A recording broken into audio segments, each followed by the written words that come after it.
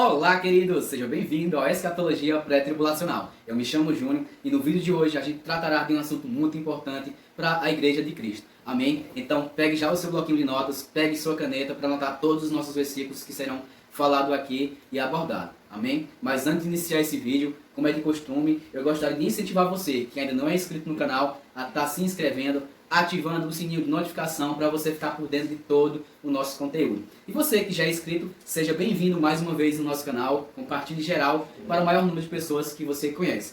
Amém? Então, como foi falado no vídeo anterior, então, já deixando uma deixa, se você não assistiu o vídeo anterior, saia rapidinho desse vídeo, corre lá no vídeo anterior que fala a respeito do estado dos mortos. Amém? Sendo assim, você vai ter uma fácil compreensão, um fácil entendimento a respeito do vídeo que nós falaremos hoje. Funciona basicamente como uma série de vídeos, amém? Então, se você assistir o vídeo anterior, ele meio que completa o vídeo de hoje, amém? Então, no vídeo passado, nós falamos a respeito de duas grandes divisões a respeito da escatologia, que é a escatologia geral e a escatologia individual. A escatologia individual, ela trata, como propriamente o nome já diz, a respeito de cada indivíduo. Ou seja, quando alguém morre, ela já entra nesse aspecto da escatologia individual. Amém? E a escatologia geral, ela aborda os eventos de escala mundial, como também nós já falamos no vídeo anterior, por isso que é importante você assistir. A escatologia geral, ela trata dos eventos de escala mundial. E que eventos são esses? Preste atenção, são 5 os eventos, que é o arrebatamento, a grande tribulação, a instalação do reino milenar de Jesus Cristo aqui na terra, o grande trono branco, ou juízo final, e o novo céu e a nova terra. E é justamente sobre a escatologia geral que nós falaremos hoje. Mas vamos com calma, a gente vai tratar como uma série, como já falei, um vídeo completando o outro. E hoje, como você já sabe, como você já bem sabe, no título do nosso vídeo aí está o arrebatamento. E é justamente sobre esse assunto que nós falaremos hoje. Mas antes de iniciarmos, eu gostaria de trazer aqui uma definição ou um significado da tradução arrebatamento. Essa palavra ela vem do grego, que significa arpazo, que denota um rapto, né? Traz um significado de quê? Um rapto, uma raptura, com força, arrancar ou remover com intensidade. É isso que vai acontecer com a Igreja de Cristo. Amém? Ela vai ser arrebatada, ela vai ser raptada, ela vai ser arrancada da terra com força. Amém? E nós trazemos aqui também bases bíblicas a respeito daquilo que nós falamos. Então já pegue seu bloquinho de notas, que nós já vamos começar a dar bases bíblicas a respeito disso. Mas antes de iniciarmos, de darmos as bases bíblicas, eu gostaria também de deixar claro a respeito também de outras visões, né? Deixando claro também um total respeito às visões dessas pessoas que elas acreditam, né? Existem algumas visões que acreditam que apenas uma parte da igreja vai ser arrebatada, ou seja, vai ser retirada da terra, que são aqueles crentes mais maduros, ou seja, aqueles que são novos na fé, eles ficarão para a grande tribulação, que é o segundo evento, né, de escala mundial da escatologia geral. Existe também outra visão que acredita que a igreja ela só vai ser arrebatada no meio da grande tribulação, ou seja, no período de 3 anos e meio, é que a igreja vai ser arrebatada.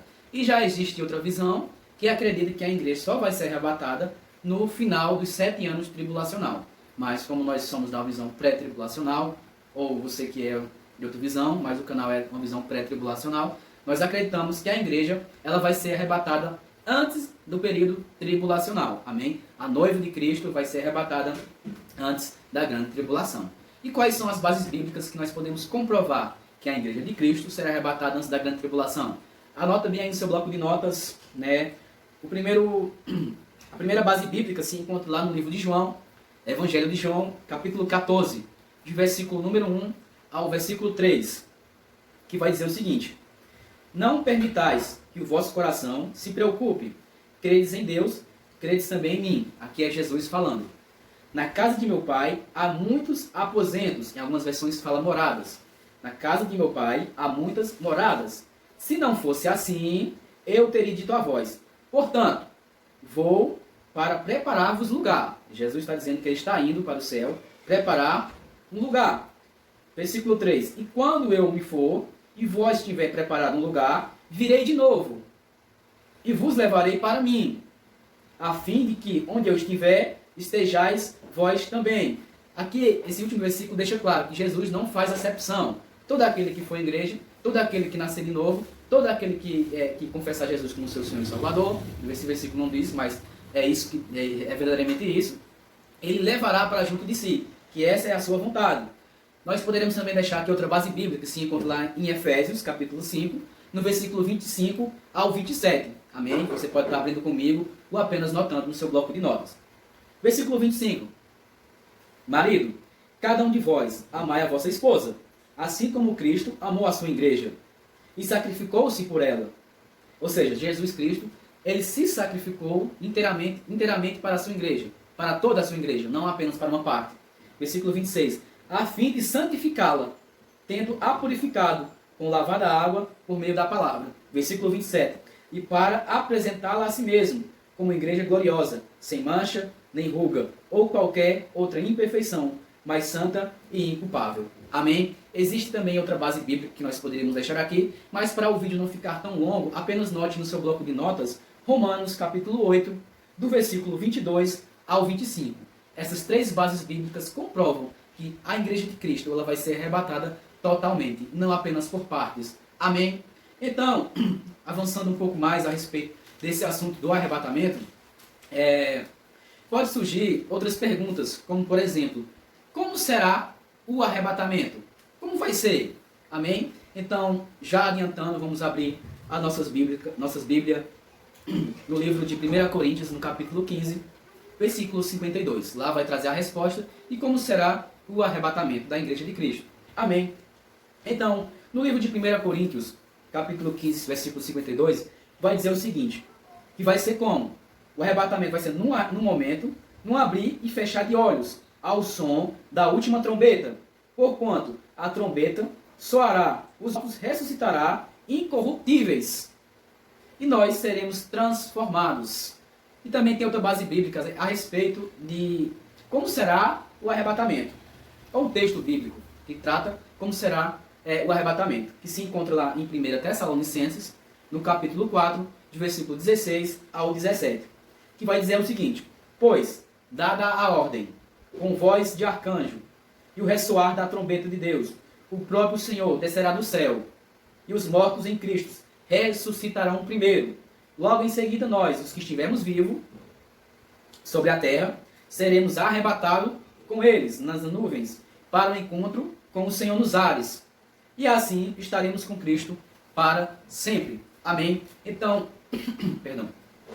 O arrebatamento é um evento de escala mundial, né? Nós já sabemos que o arrebatamento é para a igreja, ou seja, todos aqueles que são de Cristo, eles serão arrebatados, primeiramente os mortos, eles ressuscitarão primeiro, depois os que estiverem vivos terão um corpo transformado e terão um encontro com o Senhor nos ares. Amém? Então essas são duas bases bíblicas, ou dois textos bíblicos, que falam a respeito de como será o arrebatamento da igreja. Amém?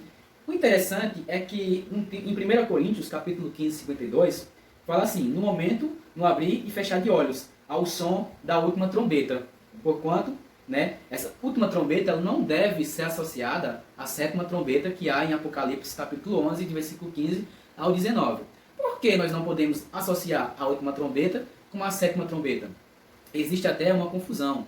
Muitas pessoas até confundem essa última trombeta de 1 Coríntios com a sétima trombeta de Apocalipse 11. Mas por que nós não devemos associá-las? Porque, veja só, aqui, essa última trombeta de 1 Coríntios, ela trata a respeito do arrebatamento, que é a nossa bendita esperança, a nossa expectativa, que é o arrebatamento. Nós ansiamos, nós esperamos o arrebatamento. Amém? Então, a última trombeta trata da nossa bendita esperança, se nós pudéssemos colocar dessa maneira. Já a sétima trombeta, lá de Apocalipse, ela trata do juízo de Deus sobre a terra. Veja só, a igreja... É importante não associá-las, porque a última trombeta está associada ao arrebatamento da igreja, a nossa bendita esperança. Já a sétima trombeta está associada ao juízo de Deus, que está dentro das três seções, podemos dizer assim, do juízo contendo os sete flagelos, que são os sete selos, as sete trombetas e as sete taças da cólera de Deus. Só lembrando que a última trombeta aqui, em 1 Coríntios, trata o arrebatamento, como já falamos, e a sétima trombeta trata das três sessões do juízo de Deus, dos sete flagelos de Deus, que é os sete selos, as sete trombetas e as sete taças da ira de Deus. Lembrando que a sétima trombeta de Apocalipse trata a respeito de dentro do período tribulacional. Ou seja, essa sétima trombeta está dentro da grande tribulação. Ou seja, nós, a igreja, nós não estaremos mais participando dessas 3 sessões, dos 7 selos, das 7 trombetas e das 7 taças da glória de Deus. Não, nós não estaremos. Nós estaremos com o Senhor, né? E não aqui na terra. Porque nós já estaremos, nós já vamos estar nós já estamos arrebatados. Amém? Então, e quais são as bases? Podemos citar aqui a distinção entre elas, entre uma e outra. 1 Coríntios 15, 52 fala a respeito do arrebatamento e Apocalipse trata do juízo de Deus. Essas são as bases bíblicas a respeito desse assunto, né? Da diferença entre uma e outra. Amém? Então vamos avançar a respeito do assunto arrebatamento. Amém? Então nós podemos aqui também falar algumas verdades sobre o arrebatamento, né? E uma dessas verdades é o qual? Que a igreja ela é arrebatada antes da grande tribulação, como já tenho sido falado desde o início do vídeo. Então, eu não vou aqui falar a respeito do versículo, não vou ler o versículo, mas você pode notar na sua caderneta para nós ganharmos tempo, né? E a base bíblica que eu posso dar aqui a respeito que a igreja será arrebatada antes da grande tribulação, ela se encontra no livro de 1 Tessalonicenses, do capítulo 1 ao versículo 10. Amém? E também em 1 Tessalonicenses, no capítulo 4, versículo 16. E também em 1 Tessalonicenses, no capítulo 5, de versículo 1 ao versículo 11. Também podemos encontrar bases bíblicas que a igreja será arrebatada antes da grande tribulação, em Apocalipse capítulo 3, de versículo 10. E também em Apocalipse capítulo 4, de versículo 2, 1 ao 2, perdão. Outra verdade a respeito do arrebatamento é que o arrebatamento da igreja cumpre a promessa de Jesus de nos levar para a casa do Pai. E esse texto nós podemos encontrar lá no início, como nós falamos, lá em João capítulo 14, versículo 1 ao 13. Vou relembrar você aqui. Qual era a promessa de Jesus Cristo? Aqui, ó, veja só. Não permitais que o vosso coração se preocupe. João capítulo 14, versículo 1 ao 3. Na casa de meu Pai há muitas moradas. Se não fosse assim, eu teria dito a vós. Portanto, vou para preparar-vos lugar. E quando eu me for e vos tiver preparado um lugar, virei de novo e vos levarei para mim, a fim de que onde eu estiver, estejais-vos também. Então, o arrebatamento da igreja é uma promessa que será cumprida lá em João 14, 1, 3, onde há o cumprimento, né? Onde Jesus promete e há o cumprimento. Amém? Então, outra verdade que nós poderemos aqui falar a respeito do arrebatamento é que a igreja de Cristo receberá um corpo transformado. Esse corpo corruptível, nosso, carnal, receberá um corpo incorruptível, sem mancha, sem mácula, sem ruga. Amém? Sem pecado. Um corpo incapaz de pecar. E quais são as bases bíblicas que nós podemos citar aqui a respeito desse corpo transformado? Anota comigo também, eu não vou ler o versículo para nós ganhar tempo, apenas note para depois você estar conferindo. Lá em 1 Coríntios capítulo 15, versículo 23. Anota aí também, Filipenses 3, 21. Colossenses 3, 4 e Efésios 5, 27. Se não deu tempo de você anotar, se eu falei muito rápido, volta um pouquinho mais atrás e note novamente. Essas são as bases bíblicas a respeito de que nós receberemos um corpo transformado. A igreja receberá um corpo transformado. Amém? Outra pergunta pode se levantar a respeito do arrebatamento, né? E o que acontecerá, né, no dia do arrebatamento?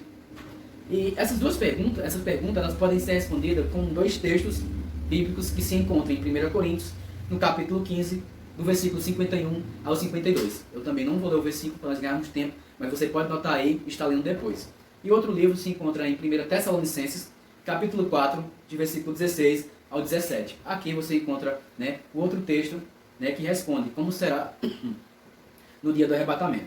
Perdão. E como será aqui na terra, né, no dia do arrebatamento? Como ficará? Como sucederá? Como serão as coisas? Veja só, aqui na terra, os mortos em Cristo. É importante ressaltar aqui que apenas os mortos em Cristo, ou seja, a partir do momento que Jesus Cristo veio, morreu, né, e ressuscitou, conta a partir daí, quando Jesus morreu e ressuscitou. Todos aqueles que morrem com Cristo, né, eles já estão com o Senhor. Eles serão o quê?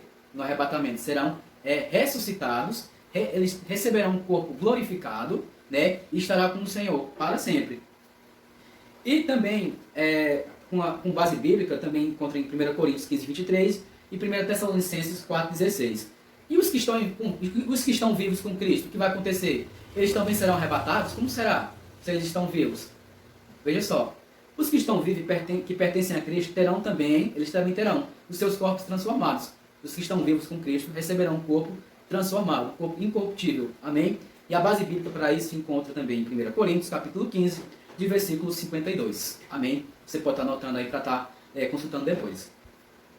Os ressurretos e os transformados, que pertencem a Cristo, serão arrebatados entre as nuvens ao encontro do Senhor nos ares. 1 Tessalonicenses capítulo 4, versículo 17. Então, no arrebatamento, quem vai ser arrebatado? A igreja de Cristo. Todo aquele que aceitar Jesus como Senhor, como seu Senhor e Salvador. Amém? Serão arrebatados. Os mortos que já morreram com Cristo serão arrebatados primeiro. E logo em seguida, os que estiverem vivos, serão arrebatados, receberão um corpo transformado e subirão às nuvens e terão um encontro glorioso com o Senhor. Amém? E você pode estar me perguntando, mas e aqueles que morreram na antiga aliança, sem Jesus? Eles serão arrebatados nesse dia? Eles ressuscitarão? Não. Eles não serão ressurretos, não ressuscitarão para receber um corpo glorificado e subirem ao céu e com esse encontro com o Senhor Jesus. Mas por quê? Porque o arrebatamento é para a igreja. O arrebatamento é para todo aquele que crê em Jesus Cristo como seu Senhor e Salvador. E na antiga aliança ainda não tinha surgido a igreja. Porque a igreja até o momento era o mistério a ser revelado. Amém? Então, por esse motivo, os mortos, os santos, os patriarcas da antiga aliança, eles não serão ressuscitados no arrebatamento. E quando é que eles serão ressuscitados? No milênio. Ou seja, no milênio, na instalação do reino milenário de Jesus aqui na Terra, eles serão ressuscitados junto com os mártires da grande tribulação. Mas isso é um assunto para o próximo vídeo. Então fique ligado no próximo vídeo que nós trataremos a respeito desses assuntos. Amém? Então esse foi o vídeo de hoje. Muito obrigado por ficar até o final. Compartilhe esse vídeo para o maior número de pessoas. Amém? E tchau, tchau. Muito obrigado.